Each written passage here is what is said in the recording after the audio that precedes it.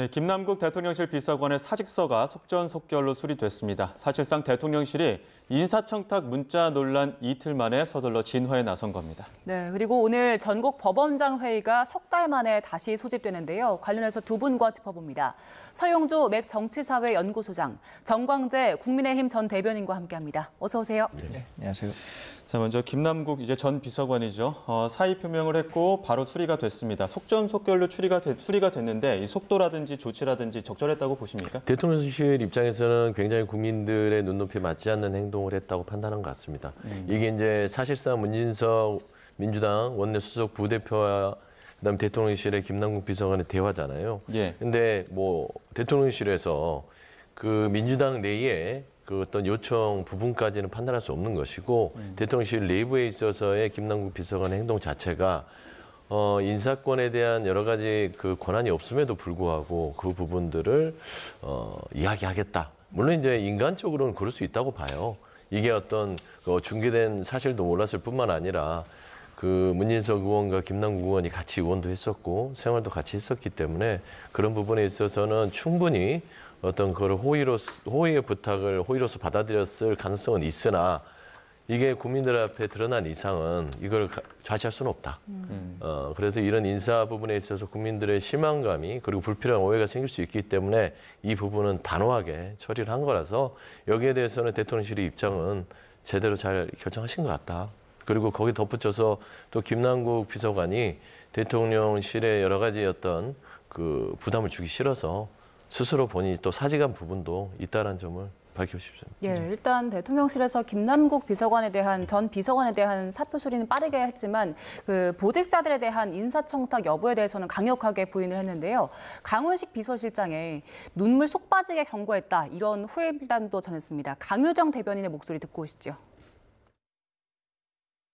아니요, 김남국 비서관의 주책이죠. 근데 김남국 비서관이 워낙에 네. 형, 뭐 누나 이렇게 자주 부르고 그래요? 엘리베이터 같은 데 이렇게 서서 만나고 하면은 뭐 누나 밥 한번 먹어요 이런 네, 네. 주책 이상이니까 그죠. 경고를 받았죠. 비서실장이 아마 눈물 쏙 빼게 경고한 걸로 알고 있습니다. 사실 민간 이익단체 협회장인데 이런 자리를 대통령실에서 사실상 추천을 하고 개입하는 게 맞는지. 아예 사실이 아니므로 질문에 대한 대답은 않겠습니다. 개입이 없다라는 말씀입니다. 아예 개입이 없다는 말씀이고요. 이제 인사청탁을 받아서 이제 전달하겠다고 한 두 분이 있지 않습니까? 대통령실 차원의 뭐 조사나 뭐 다른 조치가 이루어지지는 않습니까? 부정확한 정보를 부적절하게 전달했다라는 그 표현은 말 그대로 저희 인사권과 관련이 없는 사안으로 저도 알고 있습니다. 김남국 비서관이 그래서 사의를 표명한 이유도 대답에 있어서 매우 잘못된 부분을 스스로 좀 인정했기 때문에 그게 여러 가지로 이제 국정 운영에 부담을 줄까봐 사의를 표명한 것으로 알고 있습니다. 네, 그 문자가 공개가 되면서 김현지 실장 실세 논란에 다시 불이 붙었는데 일단 대통령실에서는 개입이 없다, 아예 개입이 없다라고 강조를 했네요. 어떻게 들으셨어요? 이번 논란이 불거진 이후에 사실 다른 정치적 사안과 달리 대통령실에서 사의를 표했을 때 바로 그 수리를 했단 말이에요. 이렇게 빨리 진행된 것은 누가 보더라도 이번 정권이 어떻게 운영되고 있는가 그 내밀한 그 속내를 들켜버렸기 때문에 빨리 이거 덮고 넘어가야겠다라고 생각했던 것 같아요. 그러니까 김현지 부속실장이라는 이름, 그 실세라는 것이 자꾸만 확인될수록 정부에서는 부담스러울 밖에 없기 때문에 이렇게 조기 조치에 나섰다고 생각하는데 저는 그 강유정 대변인이 얘기한 눈물이 쏙 빠지도록 혼냈다. 이것도 굉장히 부적절하다고 봐요. 우리가 조직 생활에서 얘기할 때 조직에는 권위라는 게 있는 겁니다. 눈물 쏙 빠지게 혼내는 것은 집안에서 부모님의 아들, 딸 혼낼 때 이렇게 하는 거죠. 아마 대학 동아리 생활할 때 선배들한테 이런 얘기 들었을지 모르겠습니다. 그런데 지금 공적인 자리에 있는 사람들이라면 이런 식으로 이걸 만약에 사의를 표명하지 않았다면 그냥 눈물 쏙 빠지게 혼냈으니까 넘어갔겠다고 볼 수밖에 없거든요. 그래서 이런 것들을 놓고 보면 지금 대통령실이 과연 공적인 체계 내에서 운영되고 있는 건지 아니면 과거 학생운동 하던 식으로 선후배 관계 사적인 정분으로 운영되고 있는 건지 이런 걸 의심해 볼 수밖에 없는 대목입니다. 야당의 공세는 김현지 실장 쪽으로 좀 옮겨가는 모양새입니다. 한동안 잠잠하긴 했는데 이 김현지 실장에 대한 실세로는 또 재점화하는 모습인데요. 국민의힘은 특별감찰관 임명 등 재발 방지 대책을 촉구했습니다. 관련 목소리 듣고 오시죠. 더구나 이 문자 메시지를 주고받은 두 사람은 세간에서 이재명 대통령의 핵심 측근으로 불리는 이른바 원조 친명 7인회로 분류됩니다. 이러한 원조 친명 인사들조차 김현지 실장에게 한 수 접고 인사 청탁을 해야 할 정도이라면 그 위세가 어느 수준인지 짐작하기조차 어렵습니다. 자신에게 현지 누나라고 표현했지만 우리는 누나 동생 하는 사이가 아니다라고 선을 그었습니다. 어떻게 생각하세요? 그 유탄이 왜 계속해서 김현지 부속실장에만 터지는 거죠? 왜 하필 김현지 부속실장이라는 점을 스스로 밝혀야 될 날이 곧 올 거라고 생각합니다. 그 주변에 있는 사람들이 계속해서 책임을 지는 행태들이 야당 국회의원이 봤을 땐 굉장히 의심스러운 부분이 많죠. 인사 권한이 없는 사람에게 인사청탁이 간다는 것이 김현지 실장이 대통령실 권력의 사실상 핵심이라는 것을 대통령실의 비서관이 직접 입증해 준 거라고 생각이 들고요. 감사를 하든 수사를 하든 권력에 대한 감시가 절실하다고 생각합니다. 네, 결국 이 사태의 핵심은 김현지 실장이다. 동생이 잘못했으니 누나가 책임져라. 이런 식의 또 공세들이 있었는데 어떻게 좀 대응하실 생각이십니까? 이건 이제 김남국 비서관과 문진석 의원 사이에 있어서의 실책인 것 같아요. 문자를 잘 보세요. 지금 이제 국민의힘은 꼬투리를 잡으려고 이게 마치 대통령실이 그동안 이런 인사 전횡을 해오지 않았냐 했는데 문진석 원내 수석 부대표입니다. 꽤 집권 여당의 좀 권한을 갖고 있죠. 강훈식 비서실장한테 바로 할 수 있잖아요. 김현지 부속실장한테 할 수 있잖아요. 근데 문자가 어떻습니까? 강훈식한테 얘기하면 거절당할 것 같고 김현지한테는 할 수도 없는 상황인 거예요. 당의 원내 부속 대표가요. 그러면 결국에는 그동안 인사는 그만큼 깐깐하게 진행이 됐다는 것을 저는 엿볼 수 있어요. 그러니까 그나마 끈이 있던 김남국 의원, 전 의원, 그러니까 비서관에게 전달해서 좀 어떻게 의견을 줄 수 있겠냐 했는데 김남국 비서관 자체가 그걸 이제 시스템을 무시하고 넘겨짚혀서 뭐 훈시경이나 현지 누나 본인보다 형 누나니까 그렇게 얘기를 한 것 같아요. 그러니까 보통 그런 걸 이제 주책이라고 했던 것 같은데 사실 현상으로 보면 국민들 눈높이에 맞지 않다. 하지만 속사를 보면은 인사 시스템이 굉장히 빡빡하게 움직이고 있다는 것을 알 수 있어요. 그래서 저는 사실 그 이재명 정부가 현재 이런 오해들을 받고 있고 또 문진석 의원과 김현지 실장이 참 악연인 게 예전에 총무비서관 할 때도 운영위에서 문진석 의원이 간사였잖아요. 그때 괜히 증인을 거부하면서 또 그 좋지 않은 오해를 갖고 왔고 이번에도 또 문진석 의원이란 말이에요. 저는 이런 부분에 있어서는 우연찮은 악연이 됐는데 김대중 전 대통령의 인사 철학을 이재명 정부는 명심해야 된다. 당선이 되고 나서 김대중 대통령이 얼마나 측근이 많았습니까? 오래 정치를 하셨으니까. 근데 딱 단절하면서 그랬어요. 당신들은 나이가 고마운 사람이지만 국민들에게는 검증된 사람이 아니다. 그리고는 철저히 배제했습니다. 정실 인사를 안 하고 캠프 인사를 쓰지 않고 자기 도와줬던 사람들을 최대한 자제했습니다. 그런 모습들을 보여줘야 되는데 이재명 정부가 아직은 혼란 속에 됐기 때문에 김현지 실장이 측근이어서 그런 의견을 많이 듣는 거 아니야? 라는 오해가 여기까지 온 것 같아요. 저는 그런 인사 철학을 정확하게 국민들한테 좀 밝혀줄 필요가 있지 않을까 싶습니다. 민주당 측 그 반응들을 봐도 부적절했다라고는 다들 말씀하시는데 그런데 그게 이 당 윤리감찰단의 진상조사 지시할 사안은 아니라고 보는 것 같고요. 국민의힘 쪽에선 지금 특별감찰관 이거 왜 시행 안 하고 있냐, 이거 시행하자라고 요구를 하고 있는 상황이잖아요.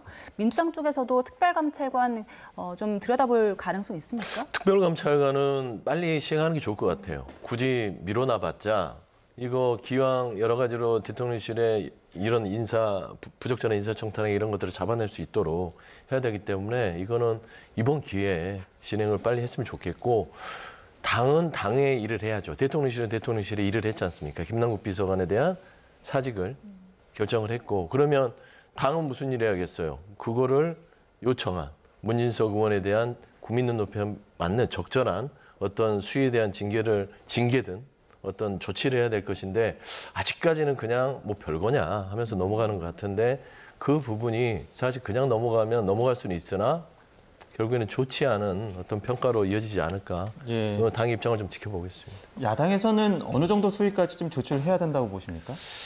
과거에도 인사를 두고 정권 인사를 두고 뭐 강부자, 고소영 이런 인사 키워드가 있었죠. 이번에 지금 국민의힘이 이번 논란에 김대중이라는 카드를 꺼내들었는데 인상적입니다.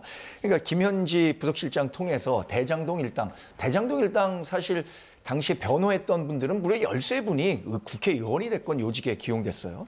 또 중앙대 출신 인맥들이 두각을 나타내고 있다는 건데 왜 문진석 원내수석이 왜 김남국 비서관에게 했겠습니까? 같은 중앙대 출신이니까 편하기 때문이에요.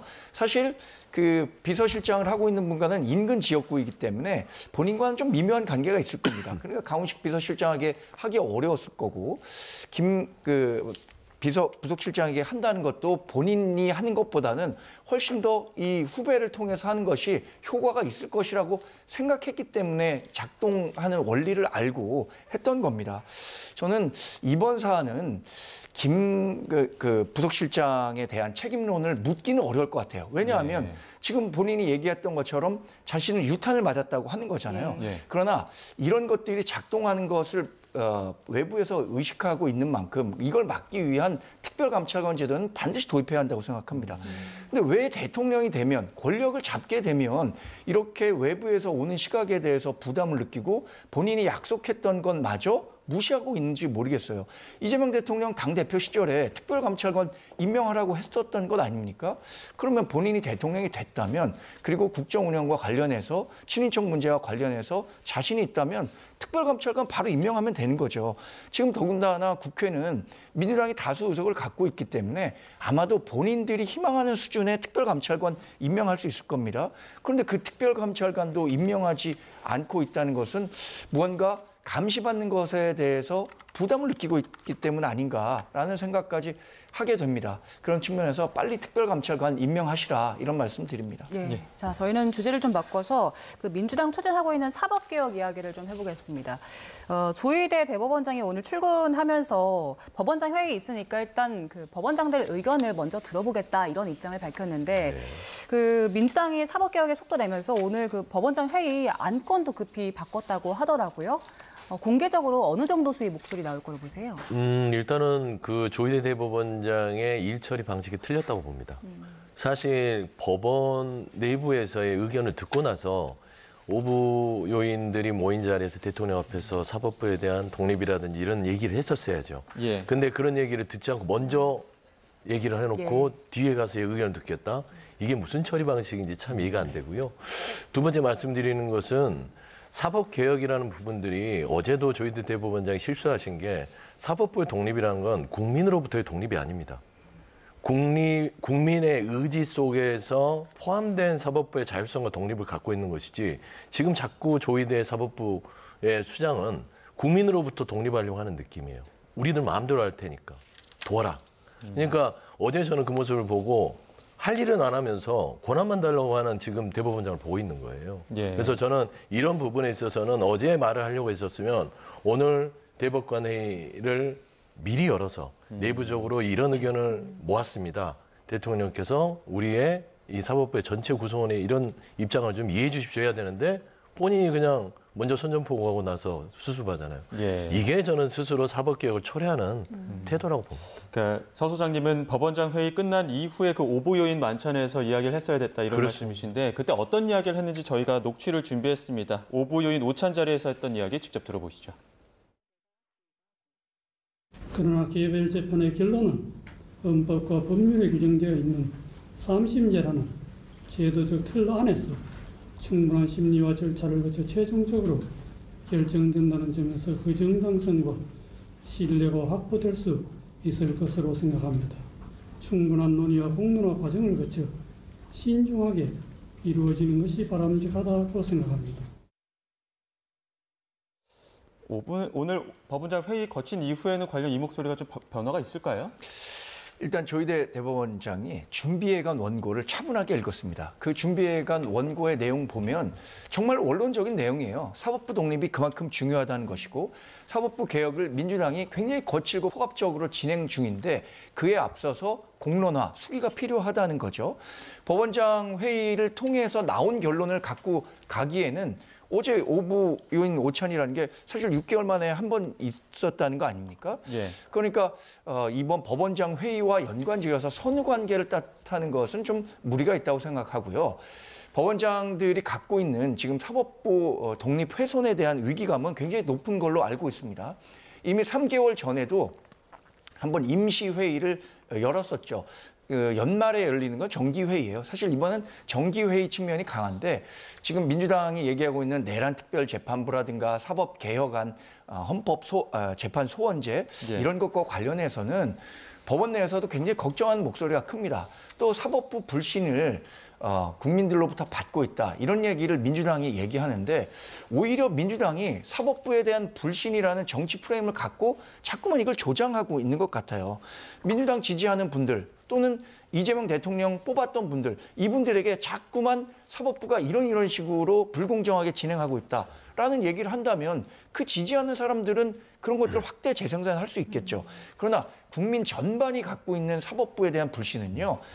뭐 예를 들어서 전관예우 아니면 왜 재판이 이렇게 늦게 진행되느냐, 권력에 대해서는 너무 무딘 거 아니냐, 이런 것들이지 지금 얘기하고 있는 것처럼 내란 특별재판부를 만들어야 한다든가 재판 소원을 도입해야 되는가, 이거는 아니거든요. 그러니까 민주당이 생각하고 있는 그 사법개혁과 국민이 생각하고 있는 사법개혁은 방향 자체가 틀리다고 봅니다. 예. 지금 민주당 쪽에서는 사법 관련해서 그 7개 법안 올해 안에 처리를 하겠다 이런 입장인데 국민의힘 쪽에서는 필리버스터 카드 얘기하고 있잖아요. 그런데 이 필리버스터도 하기 어렵게 만들려고 국회법 먼저 좀 들여다보는 것 같아요. 근데 필리버스터를 어렵게 하는 게 아니라 필리버스터가 발목 잡으라고 하는 게 아니라 의견을 충분히 소수 의견도 보장하겠다라는 거예요. 그리고 동물국회를 없애겠다는 건데 아니 필리버스터 하겠다고 해놓고 혼자 놔두고 다 나가버려요. 동료원들이 그래도 앉아서 그 의견에 대해 힘을 보태줘야 되는 거 아닙니까?